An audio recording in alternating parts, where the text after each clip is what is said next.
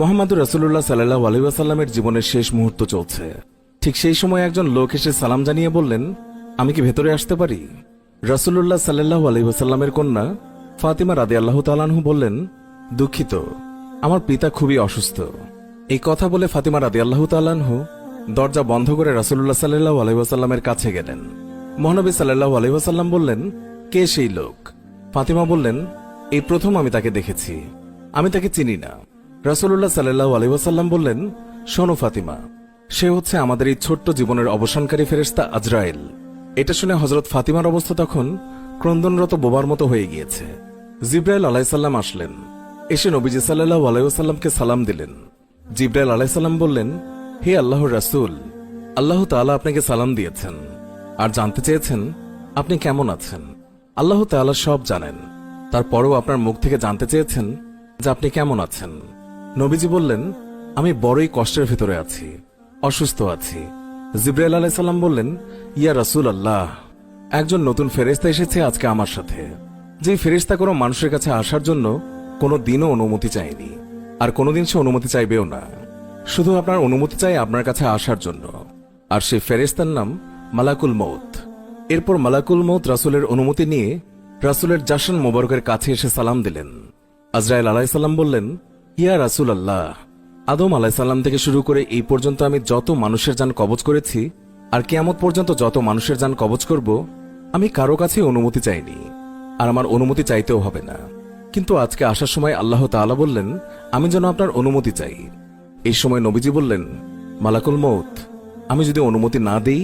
তখন আজরাইল আলাইহিস সালাম বললেন, আপনি যদি অনুমতি না দেন তাহলে আল্লাহ তাআলা আমাকে ফিরে যেতে বলেছেন। রাসূলুল্লাহ সাল্লাল্লাহু আলাইহি ওয়াসাল্লাম বললেন, হে জিবরাইল, আমার উম্মতের কি হবে? আমার উম্মতের নাজাতের কি হবে? জিবরাইল আলাইহিস সালাম বললেন, হে রাসূল, আপনি চিন্তা করবেন না, আল্লাহ ওয়াদা করেছেন আপনার উম্মতের নাজাতের জন্য। তারপর আজরাইল আলাইহিস সালাম আল্লাহর রাসূলের অনুমতি নিয়ে তার জান কবজ করলেন। মালাকুল মউত আজরাইল আরো কাছে এসে ধীরে ধীরে রাসূলের জান কবজ করতে থাকলেন। পাশে দাঁড়িয়ে থাকা জিবরাইলকে রাসূলুল্লাহ গোঙ্গানির সাথে বললেন, ওহ জিবরাইল, এটা কেমন বেদনাদায়ক জান কবজ করা। ফাতিমা রাদিয়াল্লাহু তাআলা আনহা তার চোখ বন্ধ করে ফেললেন। আলী রাদিয়াল্লাহু তাআলা আনহা তার দিকে উপর হয়ে বসলেন, আর জিবরাইল আলাইহিস সালাম তার মুখটা উল্টো দিকে ফিরিয়ে নিলেন। রাসূলুল্লাহ সাল্লাল্লাহু আলাইহি ওয়াসাল্লাম বললেন, হে জিবরাইল, তুমি মুখটা উল্টো দিকে ঘোরালে কেন? আমার প্রতি কি তুমি বিরক্ত?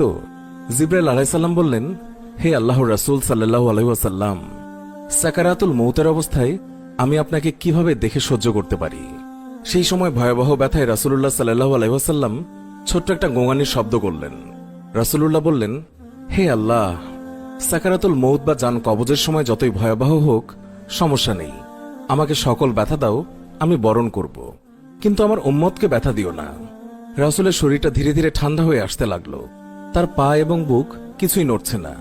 রাসূলের চোখের পানির সাথে তার ঠোঁটটাও কম্পিত ছিল। তিনি কিছু বলবেন মনে হয়। হযরত আলী রাদিয়াল্লাহু তাআলা আনহু তার কানটা রাসূলের মুখের কাছে নিয়ে গেলেন। রাসূলুল্লাহ সাল্লাল্লাহু আলাইহি ওয়াসাল্লাম বললেন, নামাজ কায়েম করো, নামাজ কায়েম করো, আর তোমাদের মাঝে থাকা দুর্বলদের যত্ন নিও। রাসূলের ঘরের বাইরে চলছে কান্নার আওয়াজ। সাহাবীরা এক একজন আরেকজনকে জড়িয়ে ধরে উচ্চস্বরে কান্নারত। হযরত আলী রাদিয়াল্লাহু তাআলা আনহু আবার তার কানটা রাসূলের মুখের কাছে ধরল। রাসূল চোখ ভেজা অবস্থায় বলতে থাকলেন, ইয়া উম্মতি, ইয়া উম্মতি, হে আমার উম্মতেরা, নামাজ, নামাজ, নামাজ কায়েম করো। চিন্তা করা যায় আমরা কোন নবীর উম্মত?